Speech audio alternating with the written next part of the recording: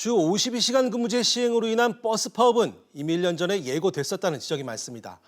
하지만 정부나 지자체 모두 대책 마련에 미적거리면서 결국 세금과 요금 인상으로 국민들 부담만 늘렸다는 비판의 목소리가 높습니다. 반면 버스는 공공재라서 결국 국민 부담으로 메울 수밖에 없다는 반론도 있는데요. 과연 이 문제를 어떻게 봐야 할지 짚어보겠습니다.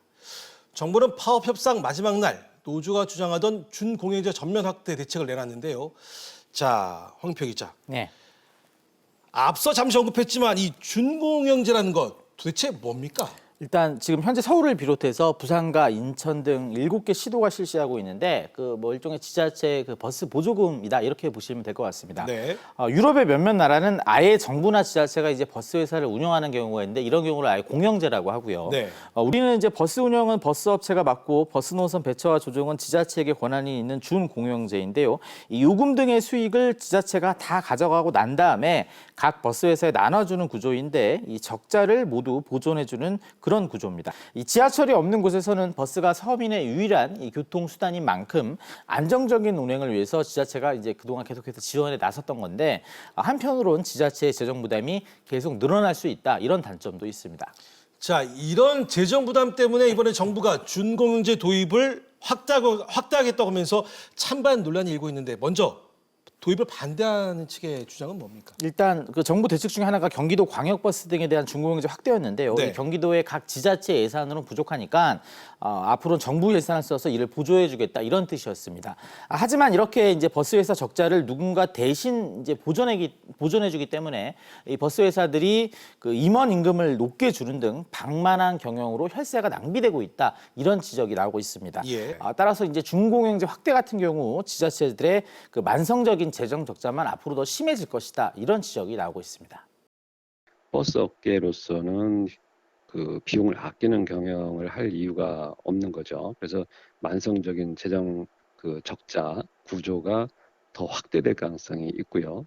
인천시 같은 경우에도 버스 이용 승객은 계속 감소하는데 정부 재정 지출은 지난 10년간 2배로 오히려 늘어나는 현상, 이런 것들은 다른 지자체에서도 동일하게 나타날 가능성이 높은 거죠.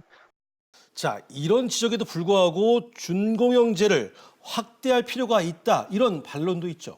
네, 버스는 주로 서민들이 이용하는 대중교통수단이자 공공재인데요. 네. 더 많은 서민들이 버스를 공평하게 이용할 수 있도록 준공영제 확대가 꼭 필요하다는 겁니다. 재정 지원을 안 하면은 시장 원리에 맡겨야 된다라고 하면은 요금이 한없이 올라갈 수 있고요. 수익성 위주로 운행이 되다 보면은 이용자들의 불편도 심화될 거고 국민의 이동권을 보장하는 데도 애로사항이 많을 거고요. 알겠습니다. 이 버스 준공영제에 대한 찬반 논란이 있는데 네. 그럼에도 불구하고 효율적으로 운영하기 위해선 현행 제도를 좀 개선해야 된다.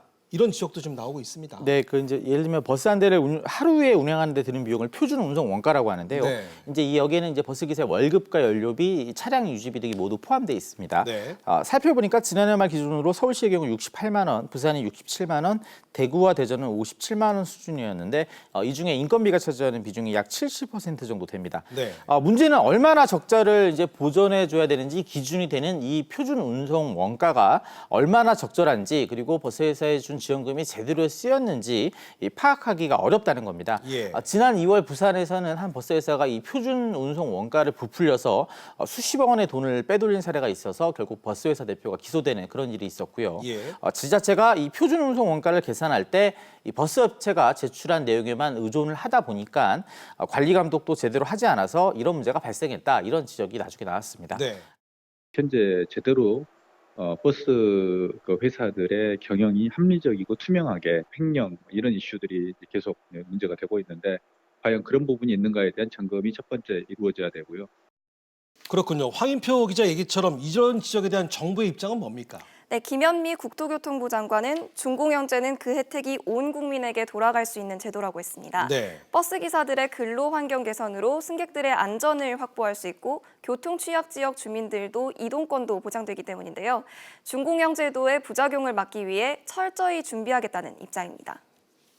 교통연구원과 경기연구원이 공동으로 연구 영역을 추진하고 그 결과를 토대로 조속한 시일 내에 준공영제가 시행되도록 하기로 했습니다. 준공영제나 요금 인상 등 결국 파업을 막은 대책들은 모두가 국민 부담입니다. 자, 그래서 정부나 지자체가 손 놓고 있다가 결국 손쉬운 대책에 기댔다는 그런 비판의 목소리가 높은 거죠. 네, 이미 지난해에 주 52시간제 시행으로 버스 기사들의 월급이 줄어들 것이라는 우려는 예견됐습니다. 네. 하지만 국토부는 각 지자체가 알아서 해결하길 바랬고 지자체들도 재원 마련 대책을 세웠어야 하는데요. 미적거리다가 결국 버스 노조의 파업 예고 상황에까지 몰리고 나서야 국민들의 의사도 물어보지 않고 부담만 줬다는 비판이 나오고 있습니다. 필수제이기 때문에 어쩔 수 없이 따라가는 부분이 있지만 소비자로서의 국민의 입장을 전혀 반영하지 않은 채 주 52시간 근무제란 경직적 규제만을 추구하는 과정에서 국민의 이익은 뒤로 밀려버렸다. 자, 이번 버스 파업 예고 사태로 피해자가 될 뻔했던 그 시민들, 그 국민들 반응은 어땠습니까? 네, 일단 시민의 발이 멈추는 사태를 막은 것은 환영하는 분위기였는데요. 네. 경기도는 9월쯤 시내버스는 1,250원에서 1,450원으로 200원 오르고요. 광역버스는 2,400원에서 2,800원으로 400원이 오릅니다. 또 세종시나 경상도, 충청도 지역도 연내에 버스 요금을 올리기로 했는데요. 버스 요금 인상과 버스 회사들 적자를 세금으로 메워줘야 한다는 사실에 대해 반대 의견이 많았습니다. 시민들 얘기를 들어보시죠. 잘 타결돼서 좋기는 하죠. 이제 한데 갑자기 사비를 200원 올린다 해가지고 너무 황당하고 참 진짜 없는 서민은 더 죽어라 하는구나 하는 느낌을 받았어요. 거의 뭐 6만 원에서 뭐 4명 사료 입사 24만 원 정도 더 부담이 되는 거죠. 그거는 좀 납득이 안 가는데요. 왜 국민 세금으로 그걸 그렇게 해줘야 되나요?